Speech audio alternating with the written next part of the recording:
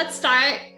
Welcome to the episode of Hallmark Heartbeats, a podcast all about Hallmark movies. I'm your host, Camille, and today I am honored to be joined by Ray Thunderchild and Paul Grenier, stars of the newest Hallmark movie that just came out called Journey of My Heart. And I want to thank you both for joining me. I mean, I love the movie. I'm such a huge fan of the movie and the message and everything. We're going to talk more about it. But for our listeners, would you guys take your time and introduce yourselves, what you guys, your previous works? And also, I know you both are indigenous actors. I was wondering if you guys would say what tribe you guys are part of.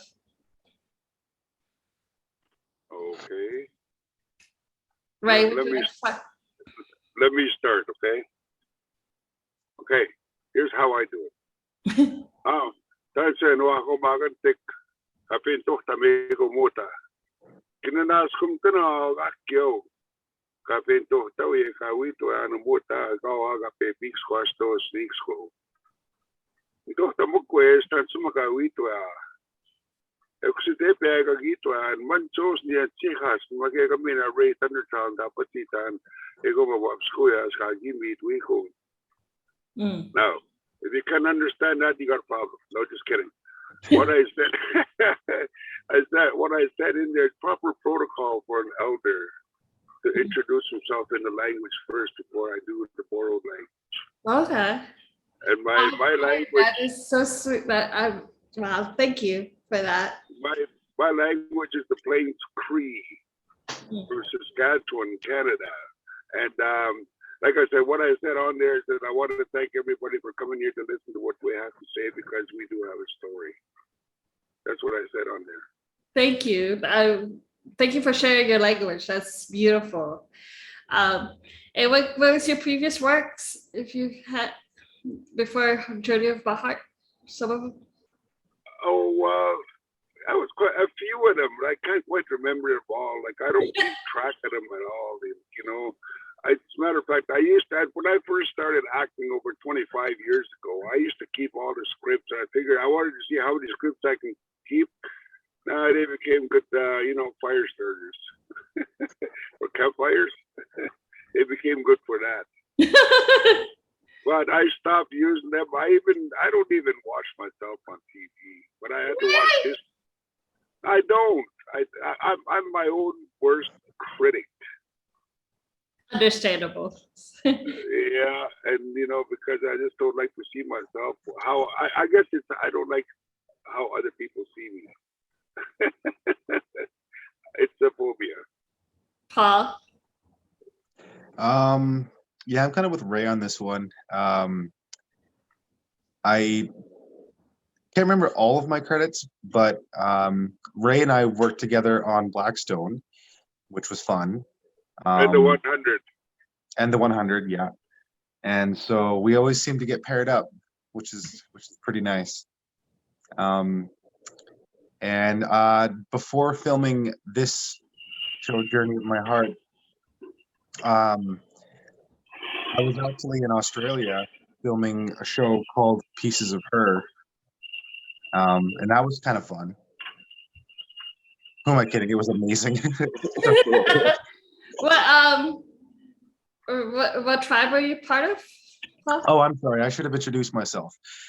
I'm Chanupa Dakota First Nations. Wow. I can't speak my language though.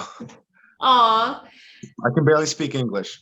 But that's the other thing too, is that I know that a lot of indigenous people, they have lost their language. I feel really sad about that too. Yeah. Well, I was one of the lucky ones that kept mine because I did go to residential school too. But the kind I went to was a day school. So I get to go home at night and continue my language. Mm-hmm. That's beautiful. Yeah, so Cree is my first language. English is my second language. That's beautiful. That's so beautiful. So this movie is actually, I think, the first Hallmark movie that featured indigenous actors. How did it feel to be part of that history? To be that? I guess for me, it's like it's something. It's something to look at in a way of as an indigenous actor. I guess for myself, it's quite a remarkable achievement to have made it this far and be in a movie such as that. I've already walked the red carpet, so Yeah. I'm moving forward. There's some things better. Someday I'll get a good lead starring role, or maybe not. Hey, you never know. Shoot, what kind of role would you like to take? Would you like to get? Some kind of like a professor or a lawyer. Oh yeah, you actually would. Yeah, you actually did sort of give off professor vibes in this movie, though, with your knowledge and stuff. Thank you. No, I mean, I was telling somebody, her husband's family is Native American. And she was saying that one thing that she was so happy to do is show her daughter this movie because she's never seen herself on screen. You know what I mean? She's never had that opportunity to see other people that look like her on screen. Mm-hmm. And I was like, that's gotta be special, you know. Of course. Yeah. And it should be. Yeah, it definitely is. So how was it working with Lucy, Rhiannon, and the rest of the cast? You both said that you worked on 100. Were you working with Lucy on Rhiannon, and when she was there too, or no? So was this your first time working with Lucy, Rhiannon, Darian, and them? And Grace? Yeah. This was my first time meeting all of them. I gotta say, absolute professionals. And Lucy has such clarity of vision, and it was really something special because she also, everything starts at the top of the pyramid, right? And Lucy really set the tone by just being so open and loving to everyone. So every day going to set was like going to hang out with your family. It was really, really special. So it was amazing. Yeah, that was. And the same, everyone else was the same. But I really feel like Lucy really set the tone for that. So. Yeah. Yeah, and she was so friendly too. Mm-hmm. Yeah. That was the best part. Yeah. However, you can't see that smile through those masks. The location where you guys like filmed was pretty remote, correct? It was out in the sticks. Yeah. I mean, first of all, the scenery was drop dead gorgeous. I just talked to Lucy and Rhiannon yesterday. We were just talking about how beautiful the land is over there and stuff like that. Do you have any behind the secrets, that you want to share about filming with the other cast?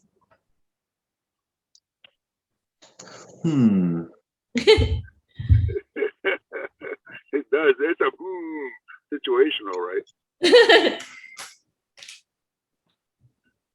What about you, Ray? Well, you know what? With let's just say Grace. So let's start off with Grace at first, okay? It's not a secret for me, because the first time I met her it was at the Kanata Festival downtown Vancouver.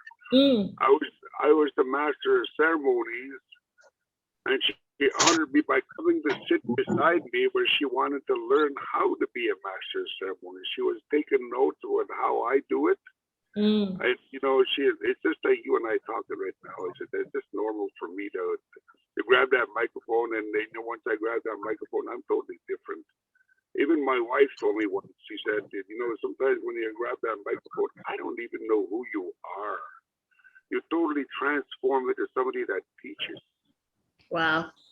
Well, it's good though. But Grace and I, like, I have a lot, I have a lot of admiration for Grace. I really do. Like now that I worked with her, it was so good to see her again. Sometimes, it was just, I see her momentarily sometimes, but not very often. But when I do see her, a few far between. But for Lucy, that was the first time I ever met Lucy. No, I worked with her. There was another show. Oh, I can't remember that now. Because like I said, I don't keep track of. I know I have a resume, but I don't keep track of what I do. My agent does all that. Yeah. Well, what about yeah, I mean, Grace, I feel like her character exudes kindness, like through the screen, and like, pure of heart kind of thing. Even she should have done more. She should have been on the movie more, I feel. Like me? No, just kidding. No. Grace totally, sorry to interrupt you there, Ray. No. One thing I noticed, because like all my scenes were with, well, not all of them, but most of them were with Grace, and she has so much power, and she's never shy about projecting her power as well, and like just existing in it, which is, it's really, really like, it's stunning to behold when you're there, like in the moment, because then like all of a sudden you're getting empowered too because of her energy. Yeah. So it's really, there's a fierceness in her eyes too, that you're just like you're a powerful individual. And yeah, I really liked working with her. It definitely showed on screen. There are some actors like, but it doesn't. I felt that when the camera did close-ups of her, she felt like she was exuding, grace.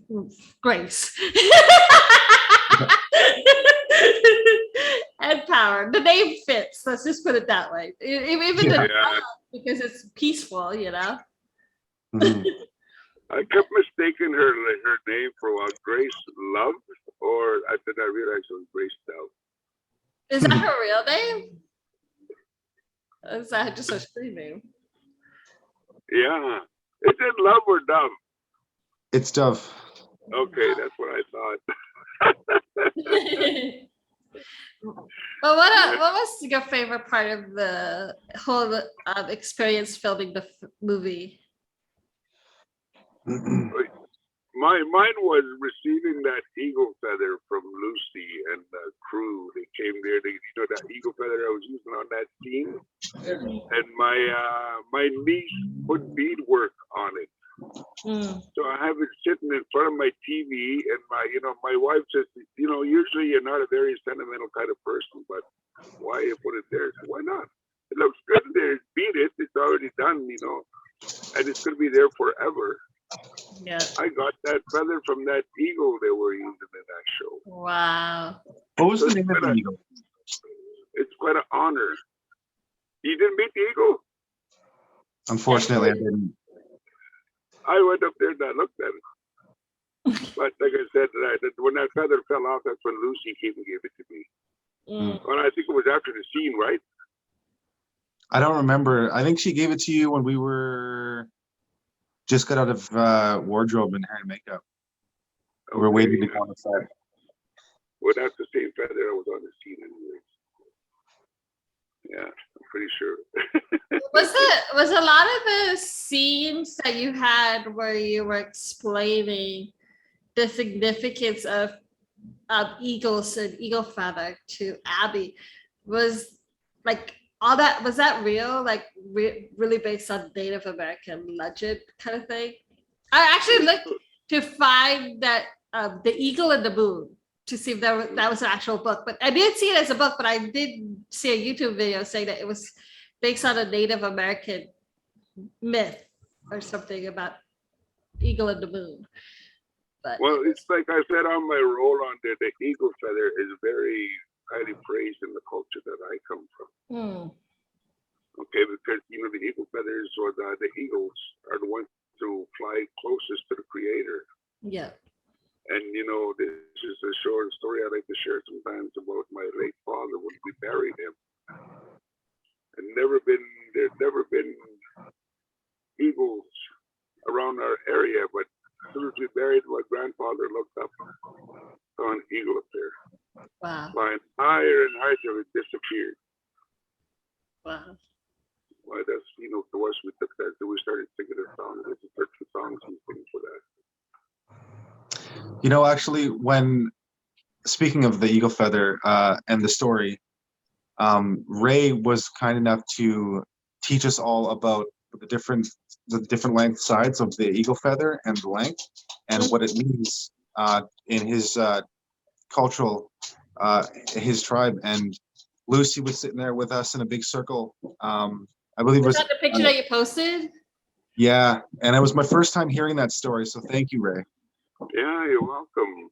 I've known that pretty well the majority of my life, I guess, growing up from my late grandparents. And they told me a lot of other stuff that they taught me too, like I said, but in the language of that I come from too. That's beautiful. I've never seen an eagle. I've never seen. They're huge. Huh? They're huge. Yeah. Yeah, dangerous. Yeah. They got those huge claws. Yeah. Oh yeah. When they get a hold of you, look out. When the eagle's mad at you, it'll come at you. Talons first. Don't come near their nest when they have the babies. That's for sure. Yeah. No, we use the eagle feather, the eagle, every part of the body of the eagle in our culture. The head, the claws, even the bones. That's where the Sundance is coming from. They use those eagle bones. Yeah. That's what they use for Sundance. Yeah. If you don't mind me asking, do you guys do powwows or whatever? I've seen some of the outfits that they're beautiful. Oh yeah. You know what? I grew up in that culture. I grew up in I guess in the powwow world because my family belonged into that. We had a very prominent powwow drum group in my family. All my brothers, my uncle, my grandpa, my dad, we were all singers. Wow. So I grew up a singer since I was 5, and I'm 65 now. Wow. I've been a singer all my life. I grew up with it. My late father was always singing. My late grandfather in a little log cabin growing up in Saskatchewan. That's all we heard. That's all I ever heard growing up. And the language. That's all I ever heard. What about you, Paul? I've never even been to one. The only festival I've ever been to where there was singing and dancing was, I think it was at the Friendship Center, and I believe, Ray, you were in a drum circle and you were singing, and then you had a whole bunch of people with you and you're all banging on that big drum. Yeah. Oh yeah. I'm the leader of a drum group. Yeah. Yeah, and I believe Eric was there. Eric Schwig. Yeah. And it was that was my first time ever being to anything like that. I grew up in foster care my whole life, so I wasn't really exposed to my own culture or history. It wasn't until I became an actor. And if you're First Nations or a person of a different cultural heritage, you tend to audition for and work on roles that suit what your cultural history is and your cultural background is. And so a lot of what I've learned about my own cultural history, my heritage, and other people's histories was through the work, because I had to learn it in order to at least come at a place of authenticity. So a lot of reading, a lot of talking to people, talking to elders, and getting the story, getting their stories and stuff like that. So I'm grateful for being an actor for that reason, because I don't think I would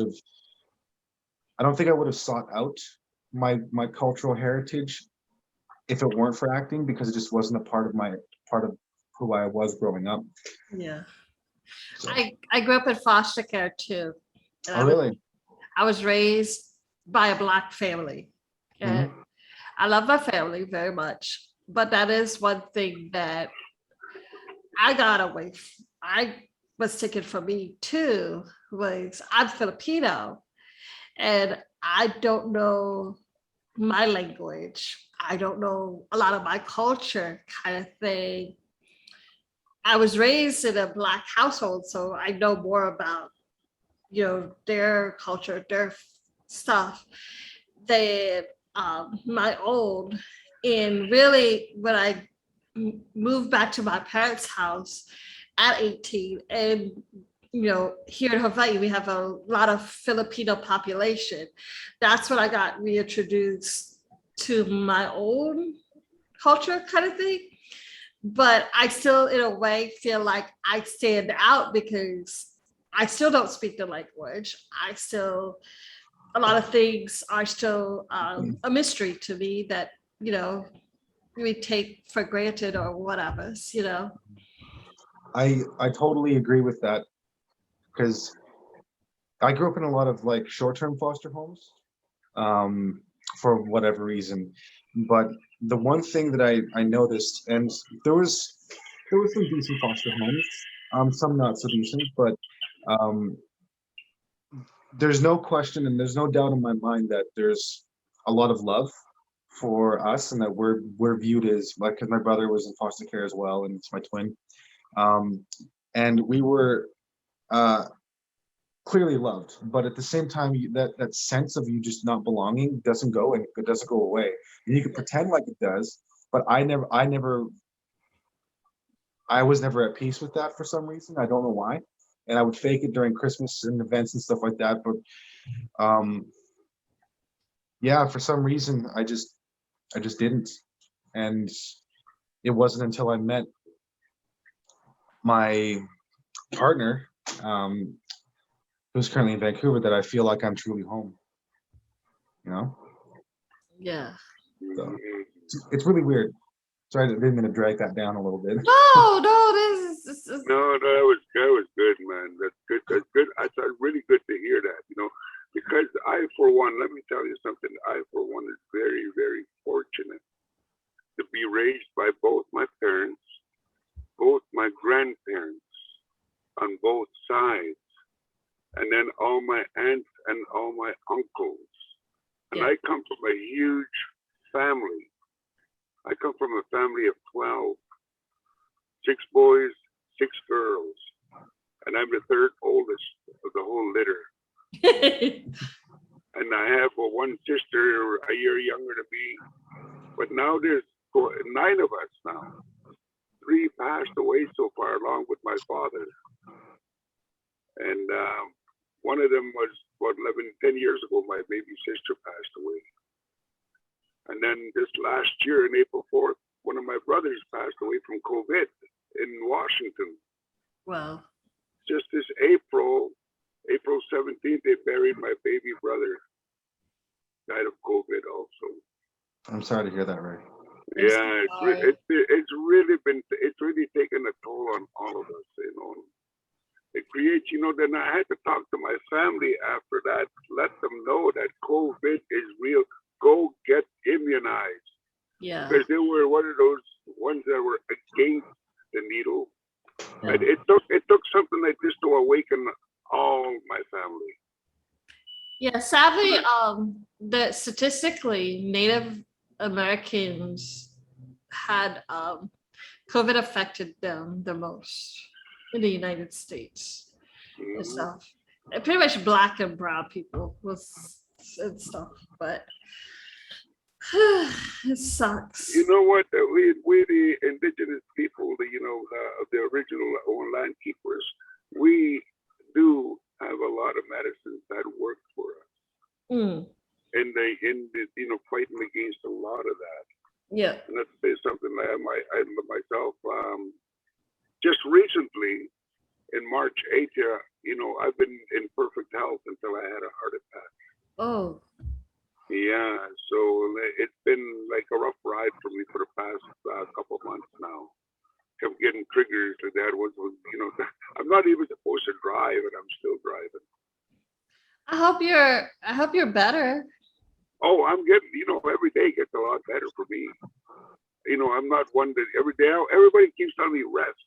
Oh, come on. Like that's not in your vocabulary. It's not nowhere near. You can't keep me down.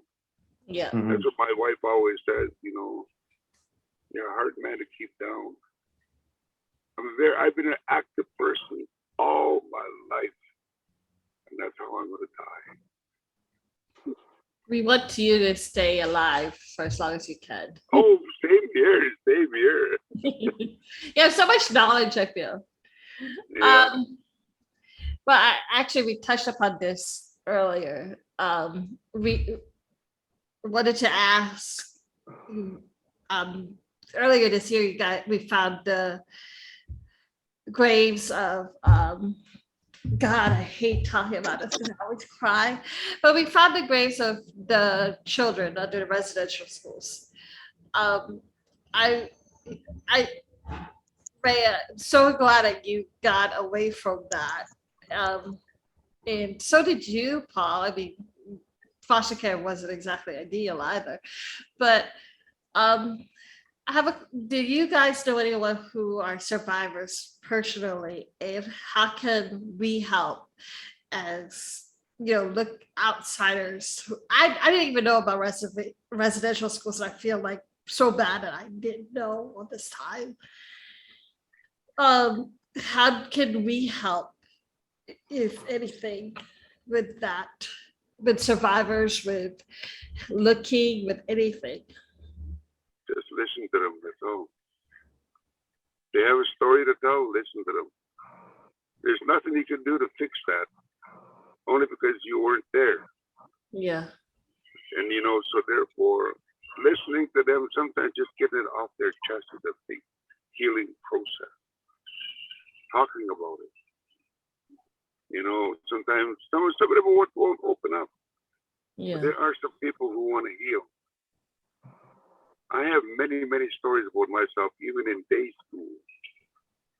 We went through lots in that day school too. The things that are, how they say, what happened in Vegas stays in Vegas. Yeah. But here, what happens in this classroom stays in there. Nothing you can do about it. It's just horrible. Well, that's the way it was. It's like I'll tell you, the mandate of the government and the churches were kill the Indian, save the man. That's why they were trying to, assimilate us. It worked for some people, but not all. There's very few of us that went to that day school that still keep the language. And most of my family speak the language. We're all over 50 now, so we're in the grandparent stage now. We're no longer the uncle, the brother, stage. We're in the grandparents, great-grandparent stage already. So I myself, I only have one son, one child, and probably that's as old as Paul. My son is 33. I'm way older than that. Okay, there you go. I'm 35. Yeah, that's how many children I got. I only got one son. That's all. I never wanted kids, but one came along. But does your son know your language also? No, he doesn't. He was raised by his mother. His mother, well, it's a long story. I don't want to get into that either. Sorry. No, but my son and his sister, they're trying to learn the language. So I do my best to try to teach them. But, they live in a different province. I live in BC. They live in Alberta. And it's hard for me to communicate with them because they work all the time, too. Yeah. It's like me. I'm always working, too. The job I got requires me to travel a lot. Yeah. Yeah, because I work for the Indian Residential School Survivors Society. I'm a support worker in that, so it's a heavy job. Yeah. It's You guys have a very important job. The job of helping those survivors and stuff. It's just horror. I've been watching and listening to a lot of the stories of the indigenous people. It's just so sad. Like, and you know what this experience helped me with? what? It helped me with my role on this movie. Mm. Yeah, because normally that's how I would just sit down and talk to whoever it is that I need to talk to. Yeah. Yeah, that's the hat I wear. So I use that to my advantage because, like I said, this is a role where I thought when I looked at that, I said, I got to put on a hat. My wife looked at me. She said, "Ray, just be you," she said. Yeah. And I just did. I just went by me. Like I said, I watched it only because like I was curious. Yeah. Yeah, and I have a lot of friends on Facebook already looking at calling me. Hey, I watched that show last night. And the hell are you doing in it? I said, it was fun. But they really liked it. That's good. I loved it too. There are a lot of good things about it. What message do you guys want viewers to take from this movie?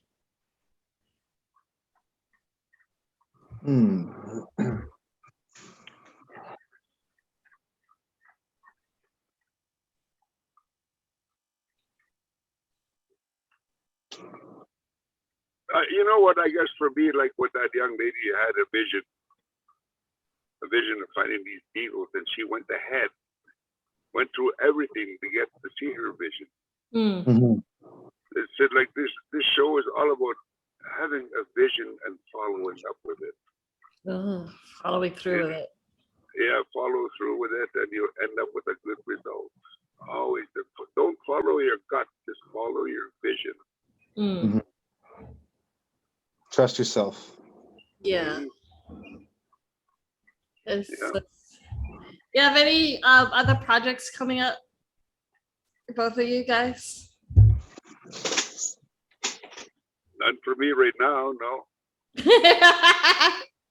Yeah, me either. Lots of auditioning. I'm very fortunate that I get to read for as many roles that I do. But for right now, everything's. Yeah, that's the way I am doing. I auditioned, nothing happened.